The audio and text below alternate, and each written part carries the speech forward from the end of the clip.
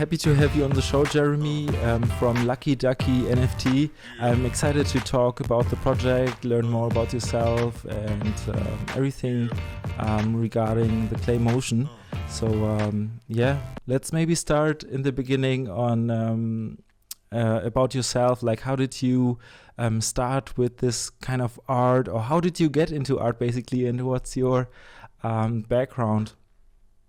Yeah, well, thanks for having me. This is super exciting to be here, and I love talking about art and animation. So this is really fun. And yeah, as going back a ways, when I was a kid, I was always playing with clay and toys and sculpting and painting and doing all sorts of art since it's like as far back as I can remember. Um, my mom was very supportive in that way, always taking me to art classes and trying to not necessarily push me, but kind of letting me push myself in that way. Hmm. And I tried like t-ball and soccer and all those other things, but art was the thing that always stood out to me as like something I was really into and passionate about since a young age. And it didn't always look like claymation, but like sometimes it was like doing pastel drawings, or it was like sculpting something out of paper mache, or Mm. um, when I fell in love with the Star Wars movies, I was about like 10 years old when they came out in the special editions. And there's this thing that happened where, my mom would take me to, I think it was called KB Toys back in the Mhm. day, and had to get a couple action figures. Mm. But when you're a kid, you only get like a couple at a time. You don't get to have all of them. True. So when I was wanting to recreate the movies, I only had like maybe like a Luke Skywalker and a Boba Fett, but there's like so many interesting characters in the background that I wanted to play with. So Mm. I would end up sculpting my own versions of these characters. Nice. Um, so literally like sitting down with some Sculpey and making the same scale action figures, but in this delicate clay. So they were not like something I could really play with, but they were like stand there and be in the background and Mm. make my own little scenes. And that kind of evolved to me wanting to make my own little movies. And I got like a little camcorder and started making my own little short films, like recreating Star Wars. And lo and behold, I'm basically learning stop motion without Mm. really knowing that it's called stop motion at the time. Mm. So just like moving my toys frame by frame, and the lightsaber moves, and the characters like slide across the screen, but they're like trying to walk basically. Um, Mm. but yeah, this was like something I was doing at the age of like 12, 13, 14, Wow. and it's kind of like developing these skills. And when you're a kid, you just kind of do these things without really thinking like, this is going to be my career. This is going to be my life's work. It's like, True. you don't think about this, your kid brain thinks like, this is just what I'm having fun doing. Mhm. And so I'm kind of learning these techniques and these skills while I'm like practicing art and practicing Mm. all these other techniques, and painting and drawing and all these things. But what I'm starting to figure out too at that time is, there's um, the process that the films were made in back in the 70s, 80s, with special effects, with Mm. creature effects and all the stop motion, how they made the creatures move. Mm. That was something that was very appropriate for the time before computer graphics came around Mm. and became really popular. But then in the 90s and the 2000s, there's a whole transition around the time of like, I think Jurassic Park was kind of the like um the stop and end point, or start point, for a lot of this stuff, where now CG is the tool that everybody's starting to use and pick up.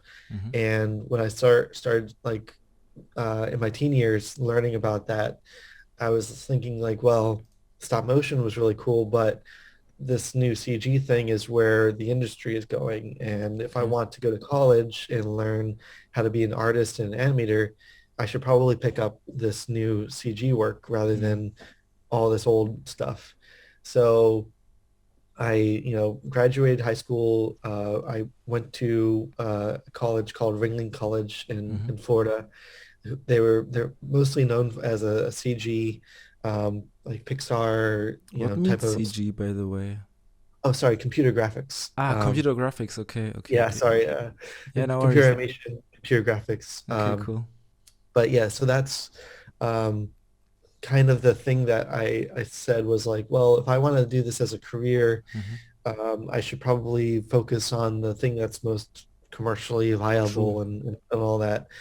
And so I graduated and went to Florida for animation and started learning Maya and all this computer work. Hmm. But in this process, I'm starting to figure out that like it's not really something I'm passionate about. It's Hmm. kind of more like, okay, so these are tools and these are things that are, really useful for this type of work. But I kind of like went away from where my passions were and where my interests were.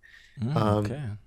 so it was kind of a hard lesson after a couple of years that I've come to find out I'm not doing very well with this computer Hmm. work and Yeah. it's not what I'm like really excited for anymore. And had a bit of a quarter life crisis where I'm like, what am I doing? Like I went down this path, but it's not really for me. And had to basically rediscover my interest in stop motion. Hmm. And so I changed majors. I got out of computer animation Hmm. and rediscovered my love for stop motion and for Mm, claymation and these more handmade type of work. true. So so fine arts for me was the best way to do it because many colleges do not have a stop motion department. Mm, Um, it's not even like a real class you can take in a lot of schools. So okay.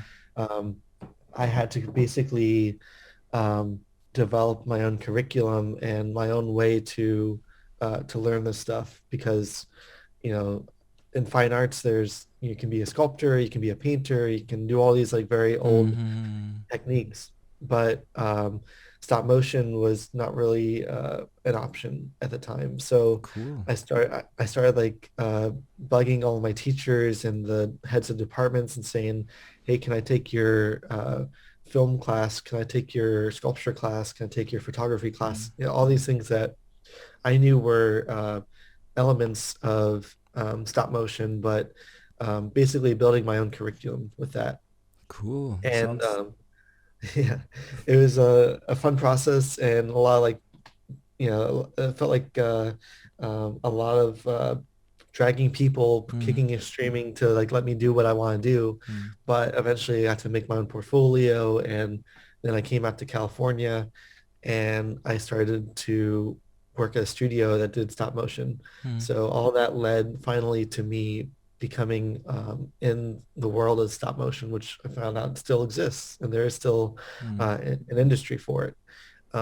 It's still small. There's still only like maybe a dozen or so studios that mm, do stop motion work, but that kind of got me into this world and I just started from the ground floor just interning and learning the studio system mm.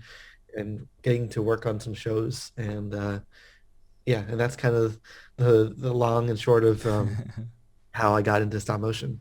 Wow, uh, that's a pretty comprehensive, or like I love the story and all the background which goes into you studying from one major and then going off a track and then composing maybe your own kind of curriculum, as you said. So this is quite cool because you didn't just follow what's existent, but you more so followed your passion and what you really want and then created your own path. This is kind of cool. I like that.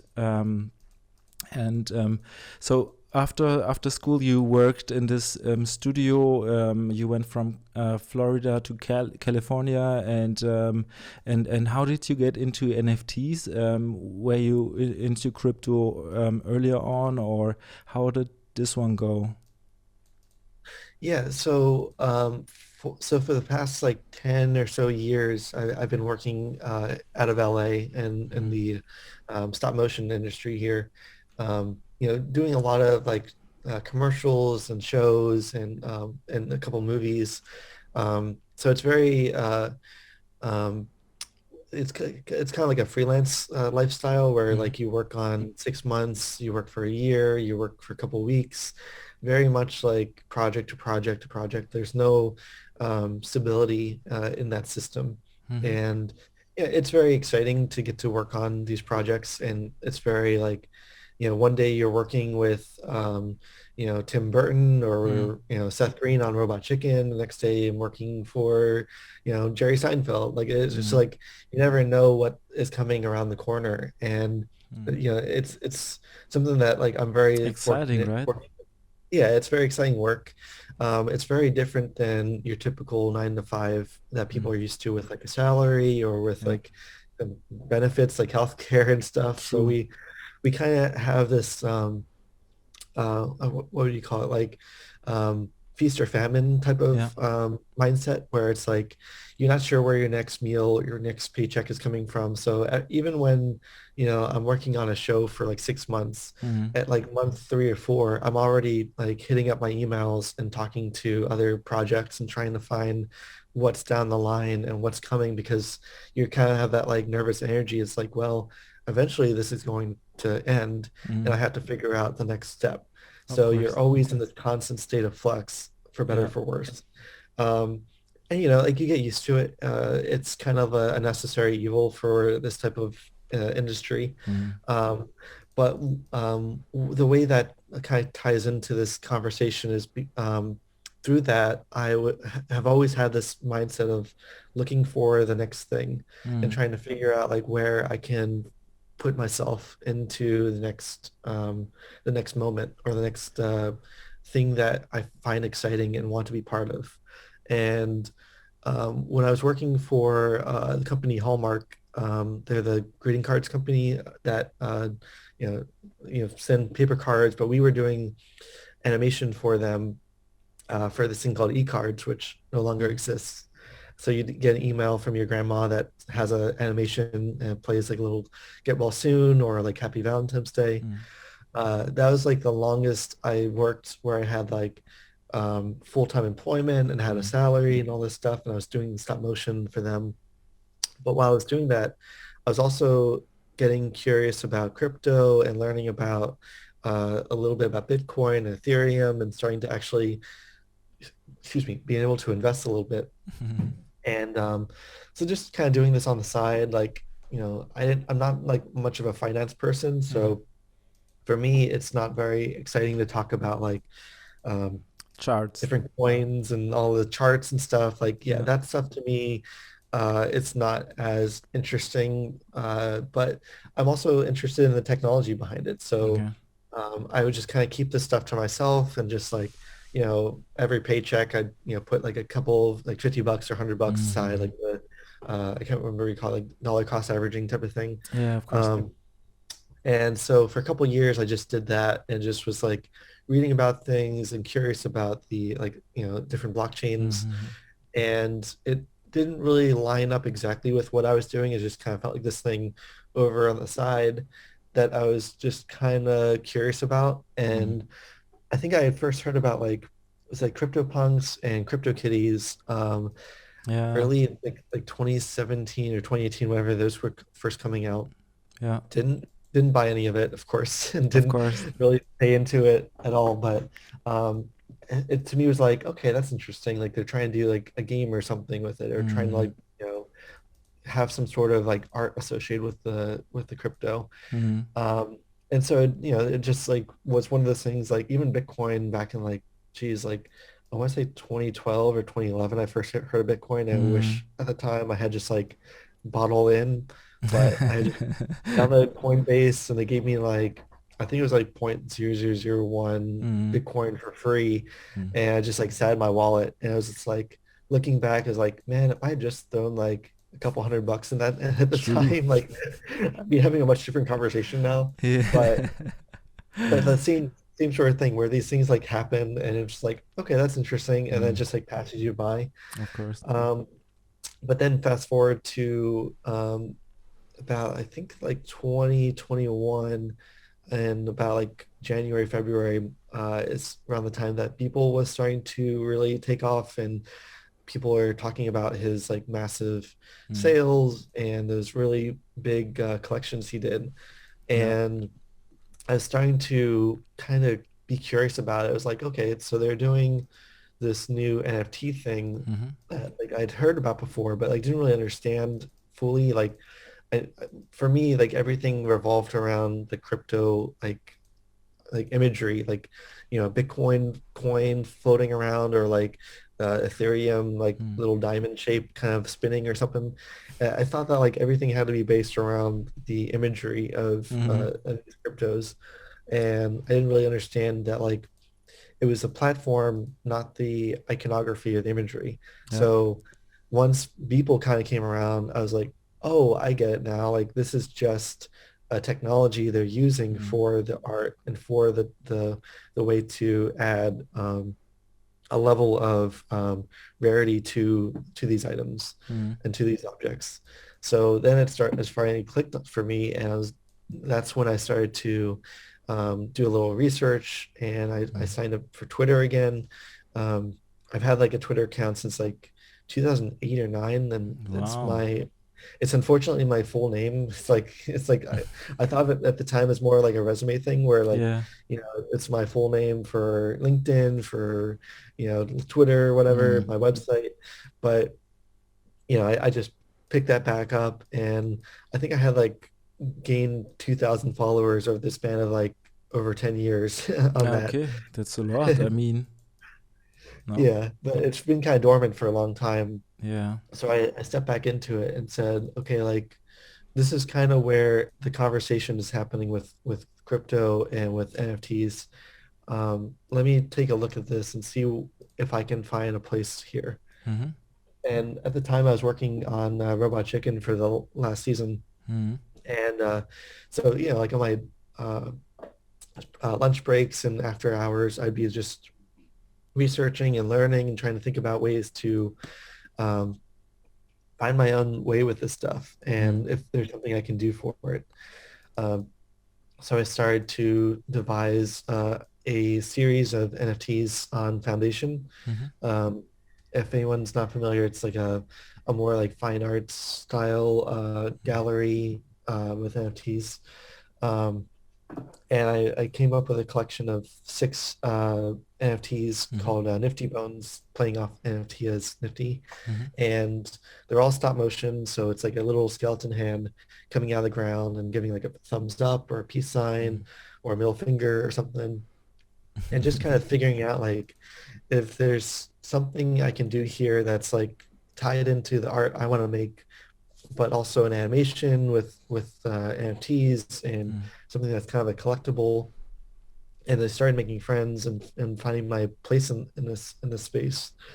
And Twitter's became this really interesting thing for me where I came from with Instagram. It was very like a one-sided conversation where you put up a piece, True. people comment and say like I like it, or they don't like it, or it's very different level of Yeah, like organization and conversation happening. And Twitter is much more like back and forth. Like there's for so much sure. back and forth. Yeah, yeah, And I found that way more interesting for like building these relationships and connections with people and other artists in this space, yeah. and just the like ways people connect in with their work and with as collectors and um, having a bit of a fine arts background. I found it really interesting that like you can now have a dialogue with collectors, people that want to find your work and Mm-hmm. are interested in you as an artist. Um, as an artist from back in the day too, I try to do gallery work into the whole gallery system, but that is a whole another set of problems and issues. And the gallery world in LA is very competitive and very True. complicated. It's structured very similarly to the NFT system, but like in a real world, like you know gallery with walls and people, and you have to like Mm. get into certain spaces, and you have to like meet certain people, and you have to Mm. like very like hierarchical type of structure to that Different, right? too. Yeah, but Difficult the even. I mean, to get into those kind of circles as well, and yeah, networking. yeah, it's yeah, networking, and there's a lot of gatekeeping, and Yeah. a lot of like you have to know people, and I found, at least with the NFT side, that these things were still very brand new, and that you could still start out fresh and make a name for yourself rather than having to like already be part of the system that's existed for like 100 years in the Mm. gallery world. Um, because for me, like even though like I consider myself a relatively successful artist with, doing animation and doing all this work, I felt kind of stuck between two worlds where I was a little too weird for Mm. the animator side because I was interested in fine arts and interested in sculpture and all these like experimental things. But I was also a little too normie for the fine art world because they saw me as just a worker animator Mm. artist. Like so it's kind of an interesting thing where like I felt kind of stuck between two places where like Mm. people in the fine art world weren't going to take me seriously as a robot chicken animator or someone who's doing this LA entertainment work. And the animators I work with see me as kind of like a little too out there sometimes for Mm. the fine art stuff I'm interested in. Okay. But the NFT side was a place where I could start fresh and Yeah. kind of make a new name for myself and kind of start over a little bit. Interesting. Um, yeah, that's When kind of where I got started with the NFT side. Yeah, when did you start working on the project, and when was the launch date? Maybe we can talk about this as well. So how long did it take for you to have this initial idea of your characters and the world you created until you started minting and putting the NFTs out there? Yeah, so with Lucky Ducky, right? Mm-hmm. For that one. So about the summer of last year, I started getting interested in some of these PFP projects like Bored Apes and Cool Cats.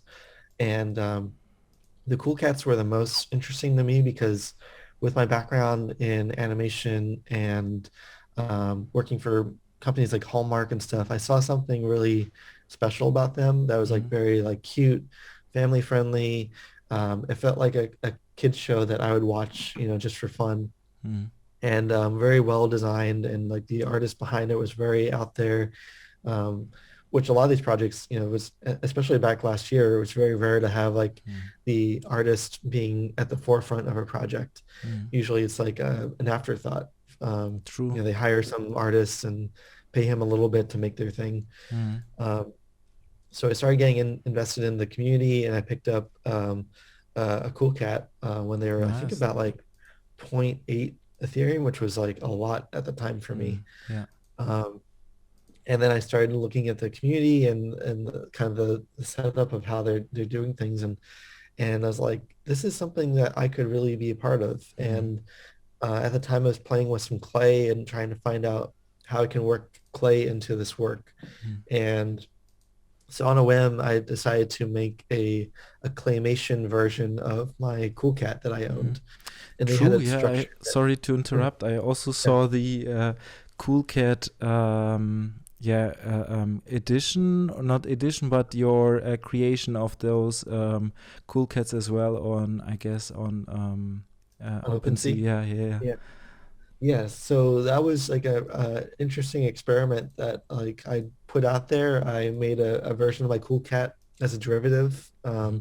And then once I put that out there, people were like, oh, this is so cool. Like, can you do one for me? Mm-hmm. And people started like lining up for them. And I started doing commissions through that.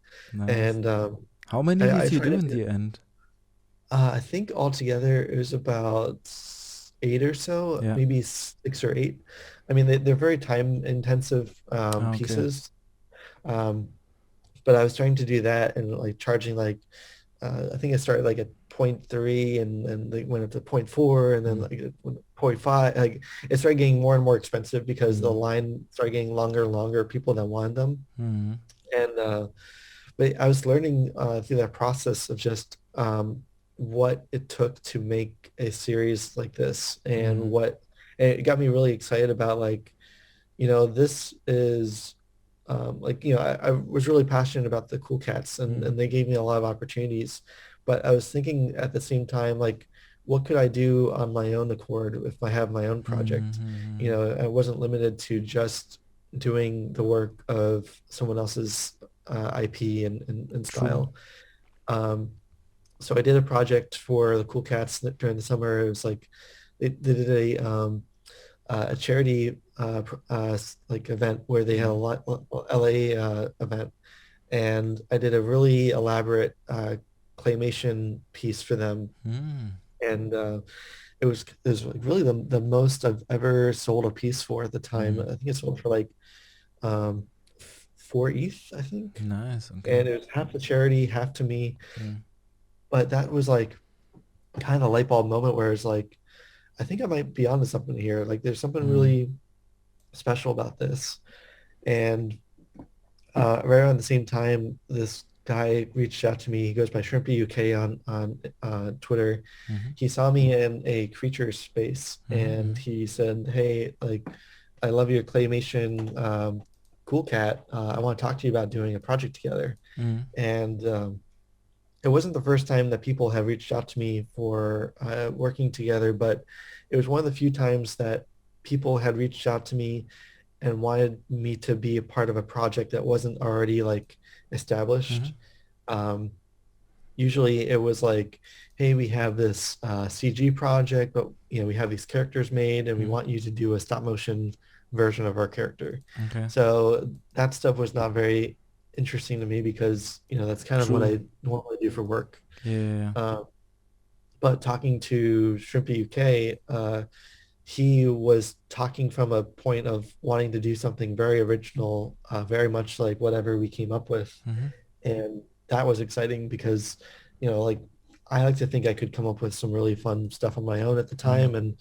And so we started talking, and we talked about clay and characters and whether they're human or whether they're animals and what sort of animals we would like Mm. to see and all this stuff. And I started to get like a role on this, and I Mm. was like, I want to bring on this other artist with me, Cool. who goes by Goblin Town. Uh, he is a really talented designer. He works in the entertainment industry, and unfortunately, he can't really say too much about where he works right now. Mm-hmm. But um, he's another amazing artist where his talents are so much in designing characters and cute cartoon Mm-hmm. little animals and things. So I knew that if I wanted to do something really special with a character, Mm-hmm. that he would be the one to help me with this because as many skill sets as I have, Mm. um, designing cute characters is not one of my talents, unfortunately. Like I can draw and stuff, but it would take me so much longer Mm. to get to that character design I see. I see. versus someone who's really skilled at that. Cool. So I brought him on and we started talking and we started pitching ideas back and forth. And for anyone who's ever seen like a show or like a movie and seen the process that goes behind the scenes, like the character pre-production side is very like Mm. long with like, lots of images and lots of ideas and Mm. things being passed around and back and forth. And, you have like 50 to like drawings for one character just to get Mm. the look and feel down. Wow. And that's exactly what we did for this project where we, Okay. I gave him a lot of references and things that I was interested and Mm. excited for and type of claymation I liked. And then he would send me back like some of his favorite stuff. And then he'd show me some drawings of some really rough characters. Like I think there were like some pigs, some ducks, some different animals and characters that like he would come up with. Mm. And for some reason the ducks stood out to me the most. Like they were like really weird and quirky and kind of funny looking. Mm. And so we kind of like started playing with this duck character. Mm. And then everything just kind of like started to fall into place. Like it had to look like this one duck that he sent me, like some, like if you saw like I can send you some images later just as Okay. like for example. But like they were like some like really skinny and some really wide and Mm. like had different eye placements and things. And once like I saw the one that you're kind of like looking at with me, Yeah. that one stood out to me. And I was like, okay, Mhm. this is it. He's like looking straight ahead. He's like got this nice like round form. He's like Mm. really um a lot of character design is around the silhouette or like Mm.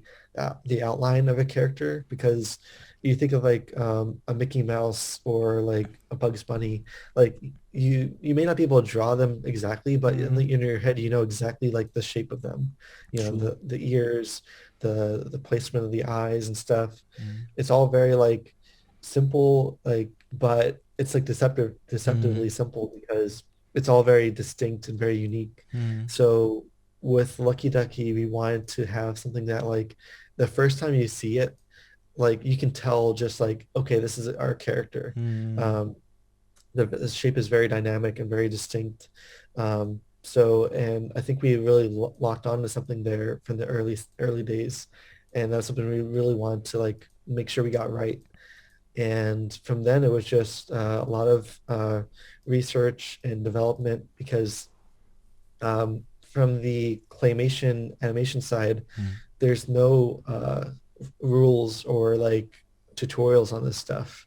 Um, I can only like name a couple other projects in this space who have attempted anything similar, Okay. and you know none of us have like put out a how-to on this. So Mm. it was very much like, you know, like I knew that there's a way to do it. I just had to do a few tests and Mm. few things to try out to see what made the most sense. Whether it's green screen, whether it's shooting Mm. everything on, you know, different colored backgrounds or painting the objects or, you know, like a lot of different stuff that like, you know, we weren't sure if it's going to work, but we just had to try out and see Mm. each edition. And we've, you know, did a lot of research and development, and then we finally came up with a way to do it that made sense and really helped us with the shadows and with the lighting and trying to make everything really consistent. Um, yeah, and I can show you whenever it's a good time too Yeah, some let's of do the that. I would love to see it. yeah. I was Um, also yeah, thinking of now it's the perfect time to show what you how everything works and maybe a little bit behind the scenes. sure. Let's see. I'm gonna open a scene here and just to kind of showcase the original like process. It might take me a second Yeah, here. no worries. Um, so this is, I think, the right one. Mm. Yeah. And then, sorry, I might have to cut this Yeah, no down worries. for It's all time and good. stuff. Um,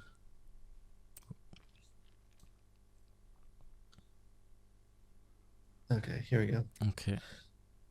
Let me do a screen share Yes. and screen frame share. Okay. Okay, So I perfect. think, I can see it. Yeah. uh, yeah, so this is a little peek into the process. So um, one thing early days we were trying to figure out was, um, so every character is on the same, um, you know, it's almost like you'd have like a mannequin or Mm.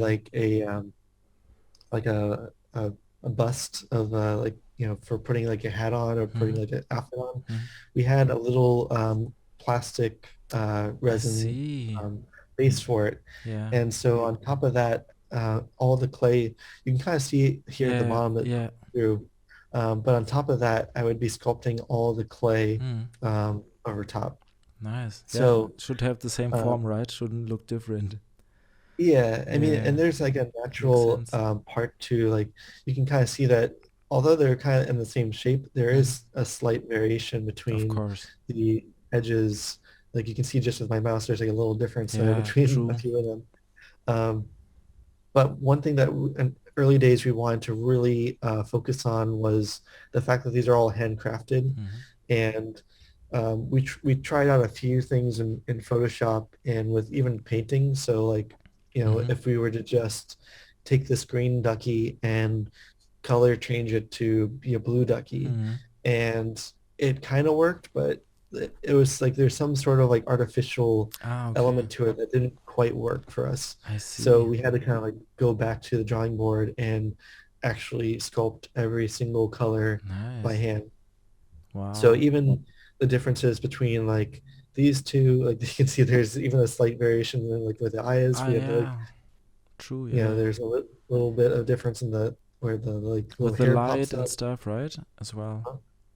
Yeah. Yeah, so I think that is something that is basically really sets us apart is True. that you can see every little imperfection Mm-hmm. and really think of them as imperfections really like I call them imperfections because like in a typical NFT you would see like a mistake here, Mm-hmm. but I think for us that really just tells you that there's something really handmade about this. True. And we kept as many of these little features in the final as we could. Yeah, it's cool. Um, we didn't do a lot of cleanup on, like we could have gone through and like smoothed out some of these lines Mm-hmm. or, made it a little more blurred. Mm-hmm. But I think that like really adds something special to the final result. So these are kind of the most naked version of these you can see. Ah, okay. Um, and then let me open another one that, let's see, this part's a little annoying. So I'm gonna Ah, okay. first, how do I turn off my video Okay, first? okay, okay. Um, oh, here we go. Stop. Okay. And I'm gonna switch over to another. Okay. It's like I have to like change the camera and do a few things here. Um, Okay. okay, and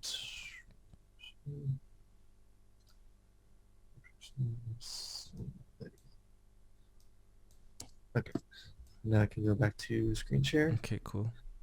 And okay, and so this is another piece. Oh, So nice. this is a one of one. So this is our devil ducky. So you can see like, and if you looked at the final version on OpenSea, Mm-hmm. he's in his little cavern, and there's like flames shooting up, and Mm-hmm. there's all this like little like heat coming off of him, and it's very much like a full scene. But the very start of him was very much simple, just him on a green backdrop Mm-hmm. and moving his little tail. So these one of ones were a chance to do something a little more fleshed out and Mm-hmm. a full character versus doing all the elements piece by piece. So for So this, I this, got to like yeah, animate his mouth, his tail, and have like a fully realized character here. nice. But yeah, and then I also have this is this little pitchfork. And the way I shoot this stuff too is like it looks like a flat image, like Mm-hmm. you're looking straight ahead, but the way the table is set up is that there's like a glass table, and you can like stand over it and have all the characters laid out on top of this table, Mm-hmm. and the camera is actually positioned on the ceiling and pointing downwards, Ah, and okay. they call it a down shooter. Mm. So basically anything you move on top of the table, um, it looks, really flat and really just, like everything kind of stays in place because Mm-hmm. it's all just sitting there. And as you can see my hand holding a little tool there. Mm-hmm. Mm-hmm. And I was using that basically to cast a little shadow over his Ah, over his shirt. So later on when I would add in his pitchfork, I can at least I have a see. little shadow reference on Oh, him and then place the pitchfork over top of the interesting. tool. Yeah, so like little things like that where you don't like even think about that like, you know, I could have maybe placed the pitchfork right on top of him, but because it's clay, it's all soft and flimsy, True. so it wouldn't have held its shape properly. Yeah. So it was easier to shoot that separately just as a flat object, and then to composite it Mm-hmm. over top of the tool here. So yeah, and then all these little flames were just shot as little elements, Mm-hmm. and then composited in later on as a backdrop and a foreground. Yeah, it's like So interesting. And how many pictures go into one like this is animated, right? As you said, because yeah.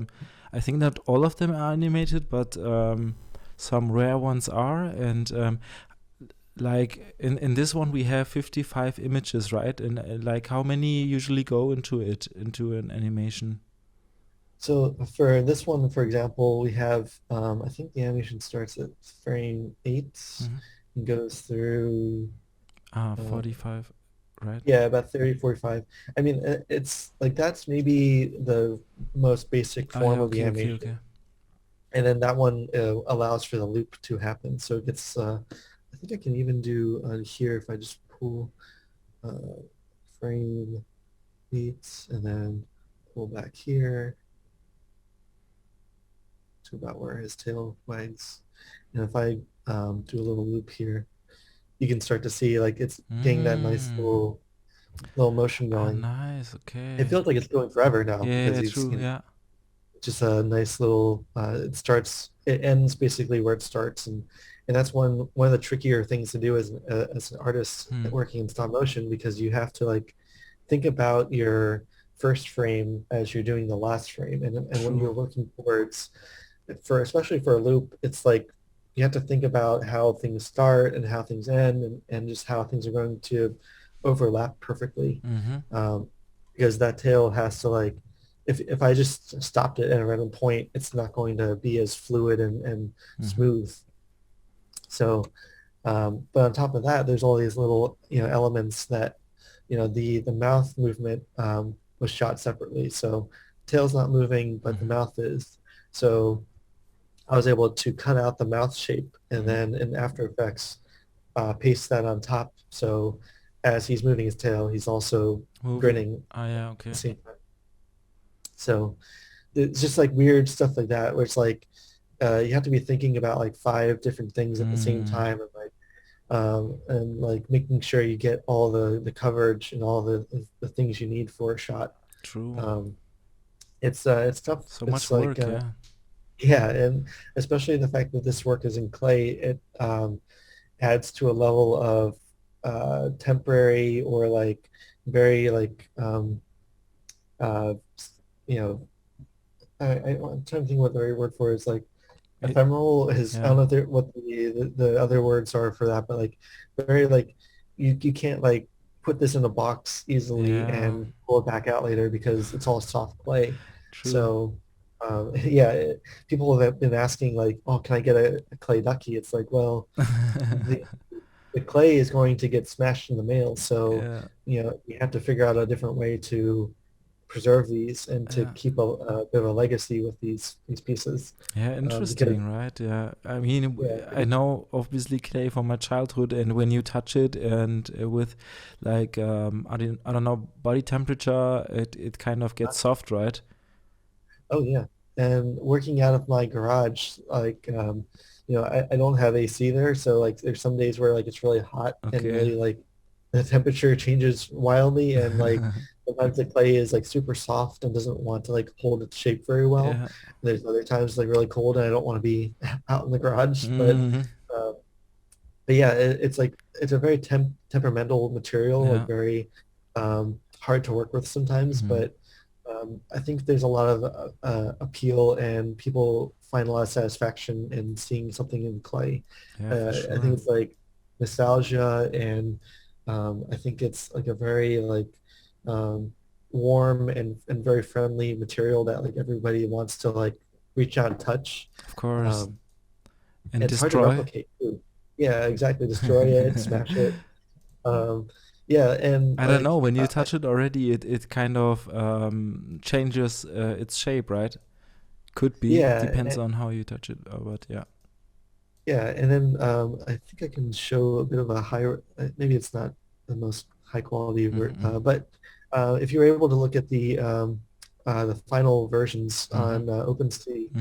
the when you zoom into like the larger body parts of it, you can see that there's like a fingerprint there Mm, yeah. sometimes, Okay. Okay. Okay. or my fingernail like scratching something, or like carving out like Mm. the part of the cheek there. Mm. And it's like like there's a lot of talks about like in the blockchain and NFTs about the artist's work and their signature and about Mm. like this is Your part secret of the signature. code.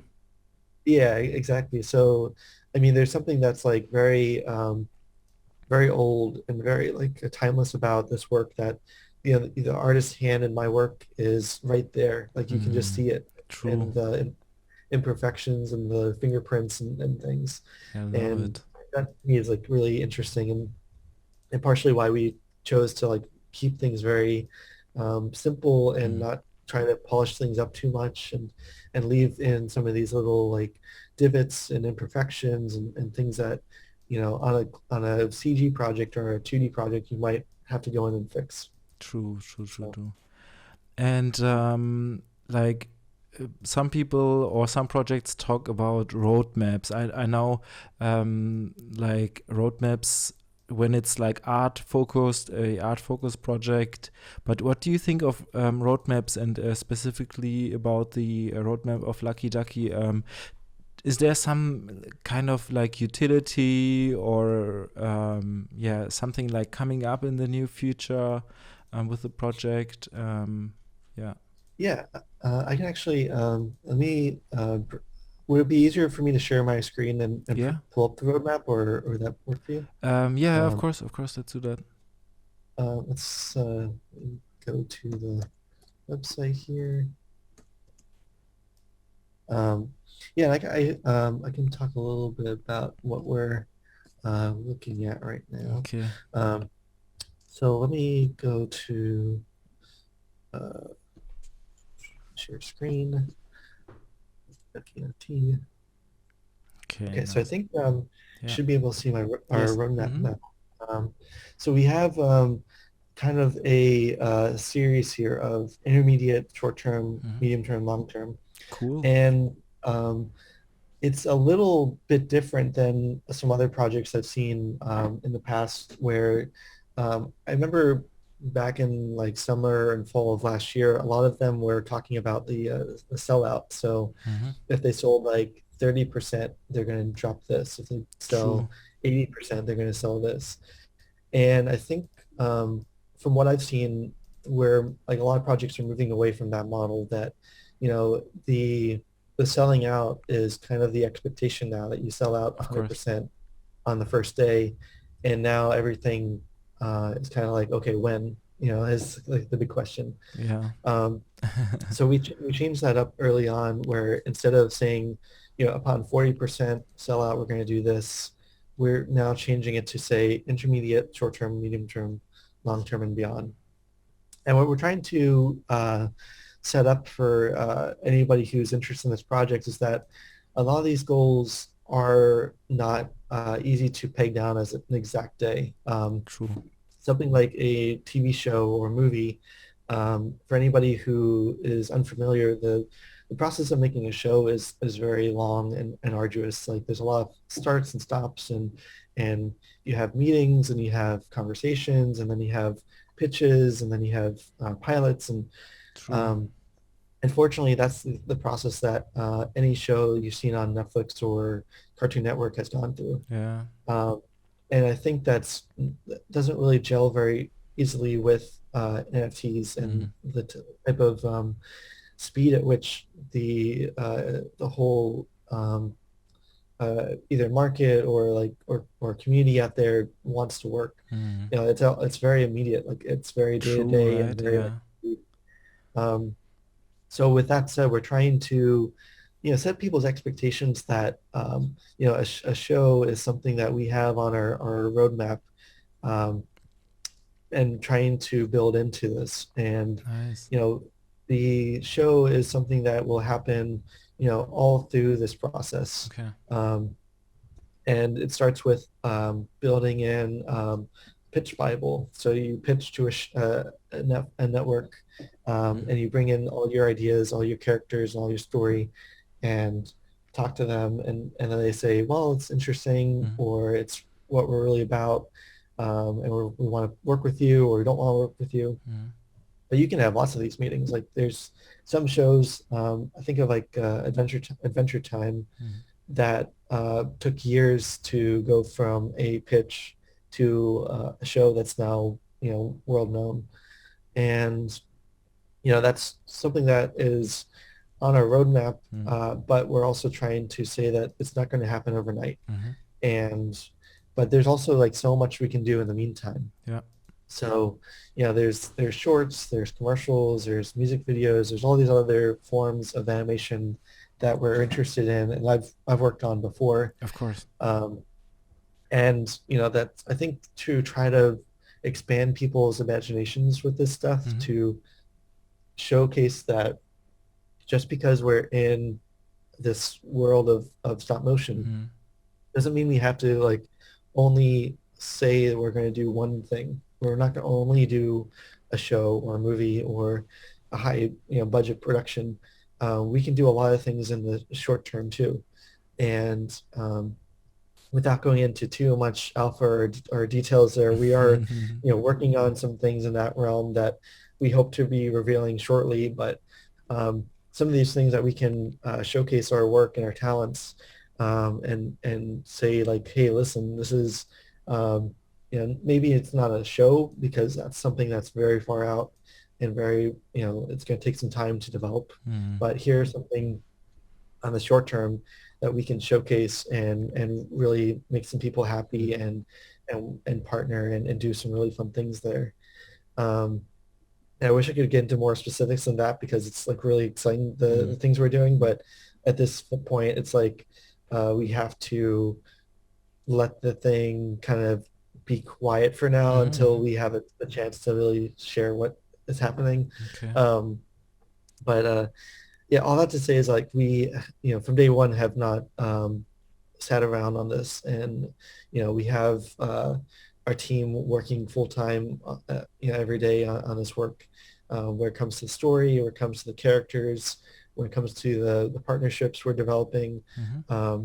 it's all happening every day on this, and I think there's some people who want to see the results right away, Of that course. with a movie or a TV show. But I think the people that understand that stop motion, especially, is such a long process Mm. to make an animation, will get what we're doing here is not something that is going to be an overnight thing. Of course. That we can't produce a movie in the span of a week.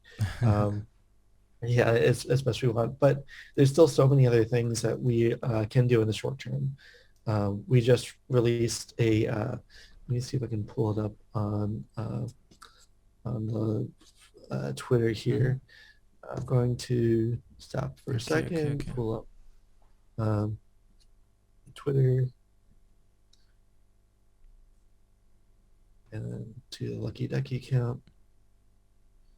And oh yeah, so here we go. Okay. So this is a example of something we just announced a couple days ago. Mm.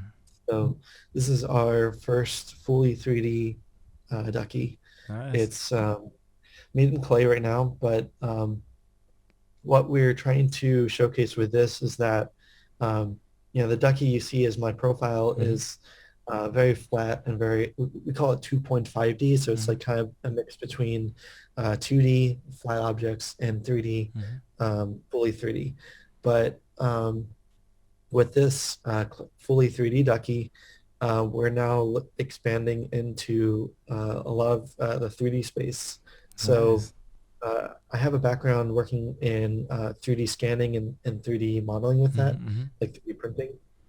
So we haven't announced exactly where it's going to be, but for people who are not familiar with this stuff, when you 3D scan, Mm. you can now have an exact duplicate on your computer Interesting. that looks exactly like the clay sculpture you see. Wow. And on the computer, we can clean it up a little bit. Mm-hmm. We could use that as a reference for, say, like a game or for 3D printing, That's or so if someone cool. wanted to do a pixelated version, we now have a reference point for the proportions and how everything like fits together for the character. Mm-hmm.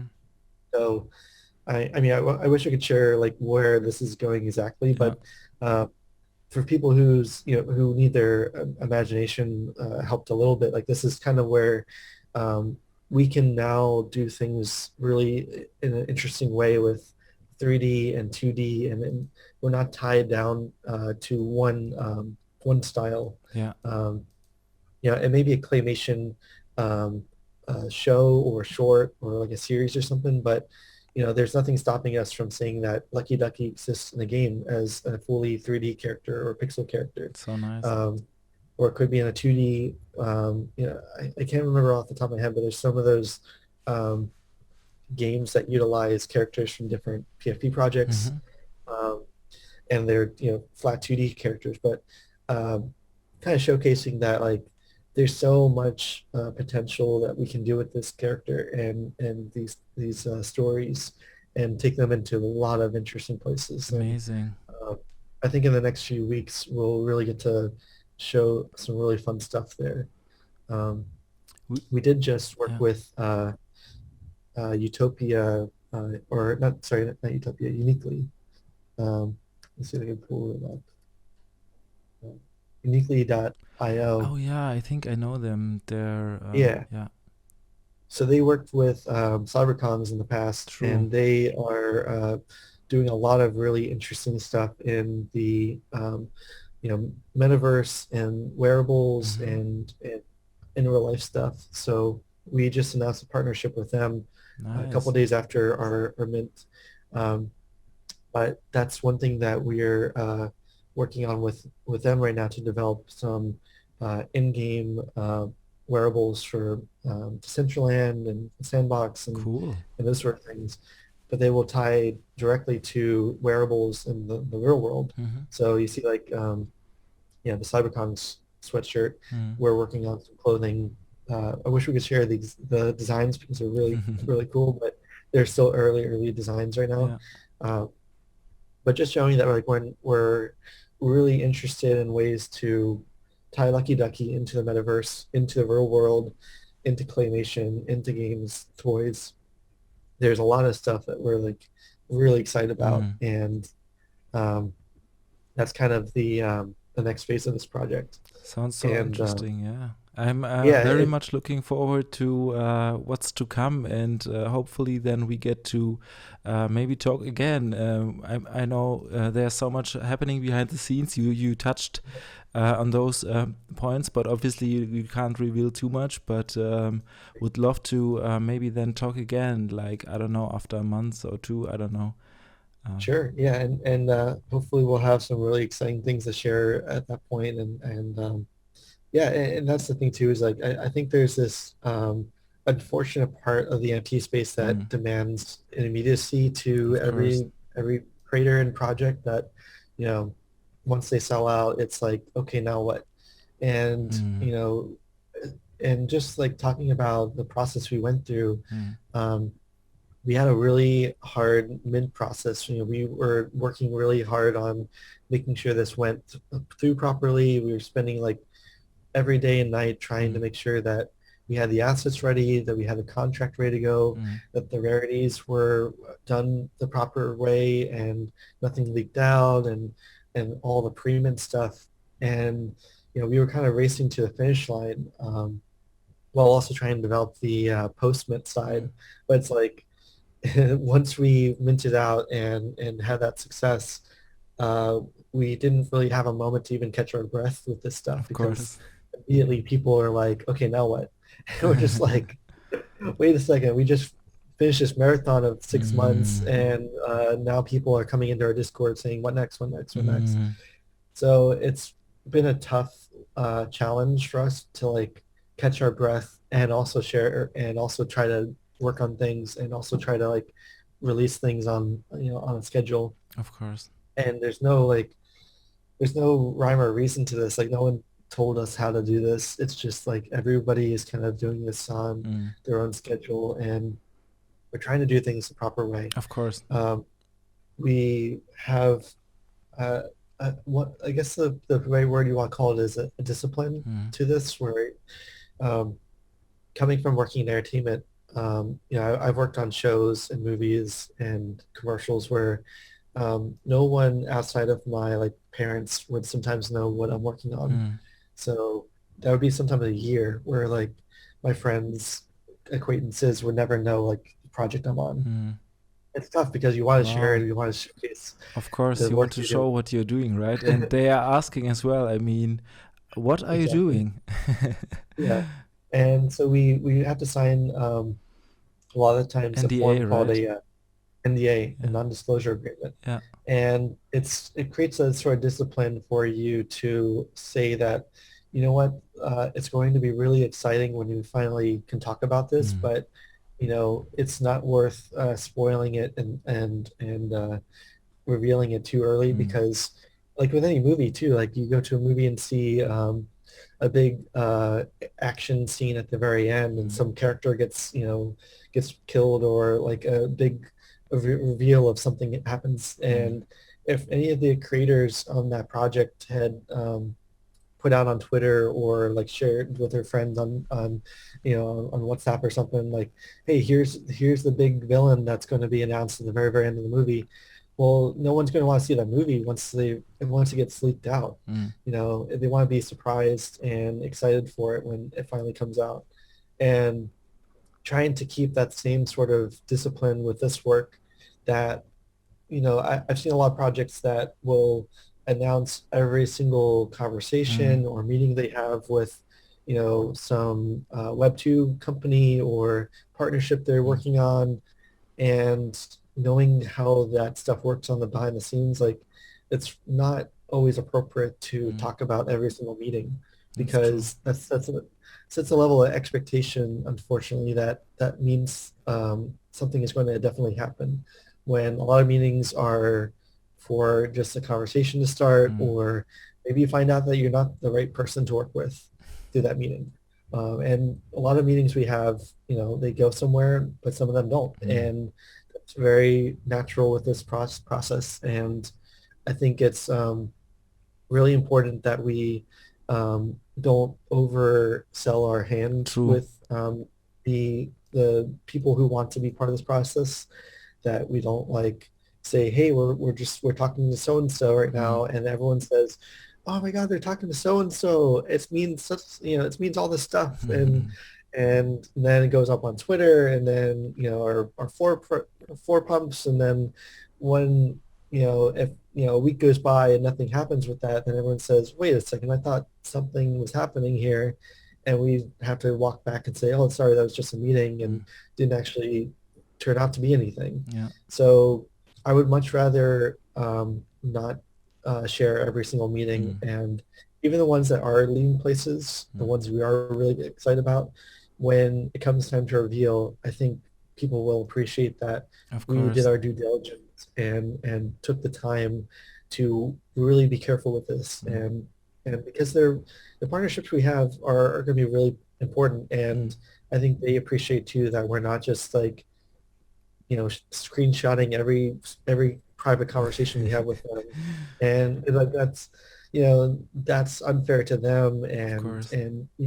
will probably hurt other partnerships down the line Mm. too if they see that oh, Lucky Ducky is talking up every single conversation they have with every creator and brand. um, so just a little behind the scenes of why we Okay. um, choose to do these things the way we're doing it. I think that uh, as we get bigger and as we start to grow this, Mm. um, it'll start to make more sense why we kept things a little close to the Okay. chest and a little careful, um, because this is our life's work, Yeah. and if we want to be taken seriously in the entertainment world, we do have to do things a really delicate, careful way. Understand it. Um, Yeah.